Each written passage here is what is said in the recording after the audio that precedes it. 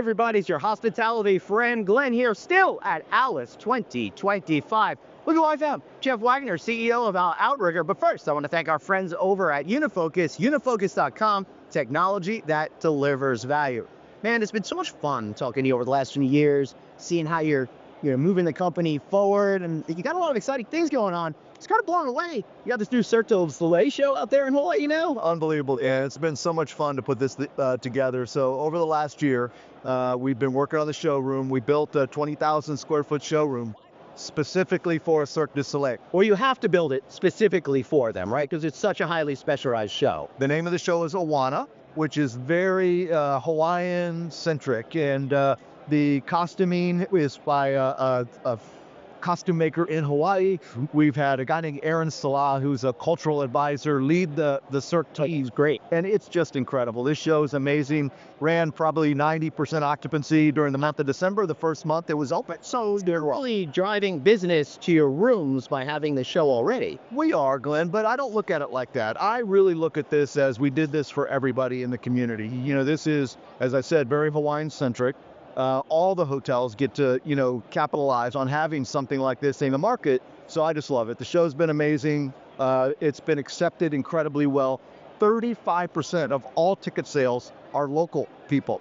Oh, the fairness of not just tourists are going, everybody in Hawaii is going. And I'm going to guess they're going to eat in your restaurants, have a couple of cocktails in the bars, all of that kind of. Absolutely. There will definitely be revenue impact for us, but the show is fabulous. You need to come out and take a look. Yeah, I will have to get there at some point. We're also renovating properties still, and you're moving through that.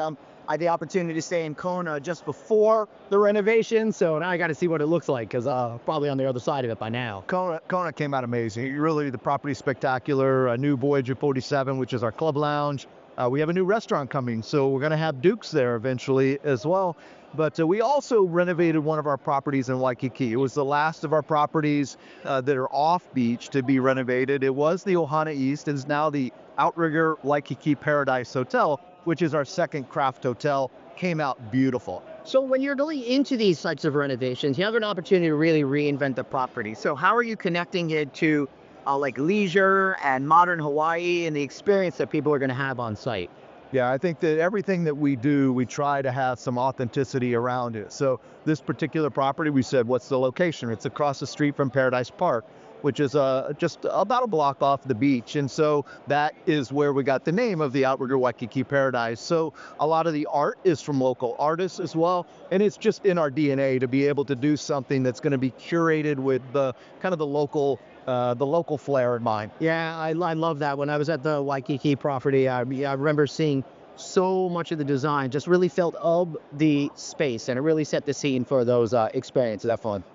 Overall, how's the Hawaii market doing? Is Japan travel coming back? We're still at about 55% of 2019 levels for the Japan travel. So it's still, I think we'll be in the 70% range this year. I don't think we're back at 100% until we get into 2026 and beyond. At least, and this is not the fault of Hawaii. It's just that the yen versus the dollar is not performing well at all. So it's so much more expensive. So you guys like him are caught in the middle, because Hawaii used to be such a huge place for Japanese travel, and now they can't necessarily afford it, even though us Americans are filling in the gaps, I would say. Interesting, Glenn. 50% of all the travel that came to Oahu, which is where most of the tourism comes to, was all international travel. Right. So you think about after the pandemic and trying to recover from Australia or Canada or Japan, and Japan, as you indicated, we have the currency issue that we're dealing with as well. So it's taking some time, but we feel good about where we're at in Hawaii. What are you most excited about this year?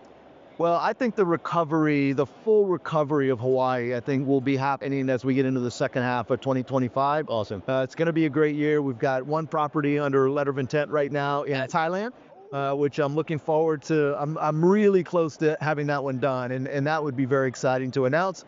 We've got a few other properties we're working on, so it's going to be a great year. All right, I sense you and I on a walk and talk tour in Thailand. We're going to be doing it. Let's go. All right.